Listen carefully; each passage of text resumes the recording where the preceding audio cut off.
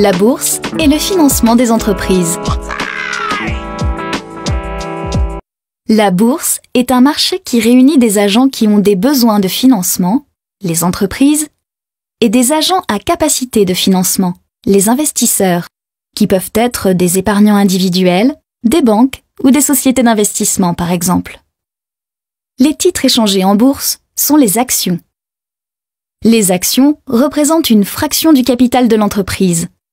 Lorsqu'un investisseur croit dans la capacité d'une entreprise à gagner de l'argent, il va acheter ses actions pour bénéficier de dividendes, dont le montant dépendra des bénéfices réalisés. On distingue deux marchés. Le marché où les titres sont proposés pour la première fois. On parle du marché primaire. Ces titres sont vendus à un certain prix de vente, le prix d'émission. Et le marché où les titres s'échangent ensuite entre les investisseurs. On parle du marché secondaire. Le prix de ces titres dépend alors de la confrontation entre l'offre et la demande. Il s'agit de la bourse au sens strict. La bourse est aussi un marché réglementé. Les entreprises émettrices doivent respecter une obligation de publication d'informations. Les investisseurs doivent en effet pouvoir prendre des décisions en toute transparence. C'est l'autorité des marchés financiers qui est chargée de contrôler son bon fonctionnement. Pour les entreprises, se financer par le biais de la bourse est un moyen alternatif au crédit bancaire.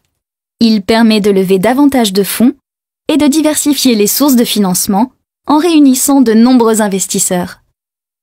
Pour les investisseurs, c'est un moyen de financer des entreprises avec la possibilité de récupérer ces fonds à tout moment. On dit que les titres sont liquides. La bourse joue donc un rôle primordial dans notre économie, car les entreprises y trouvent une partie des capitaux nécessaires à leur expansion. Cependant, la majorité des entreprises, comme les PME, petites et moyennes entreprises, et les ETI, entreprises de taille intermédiaire, n'y ont pas encore accès en raison de coûts administratifs et financiers trop élevés. De plus, certains accusent les marchés financiers d'être responsables de crises car les choix des investisseurs peuvent parfois être éloignés des résultats réels des entreprises.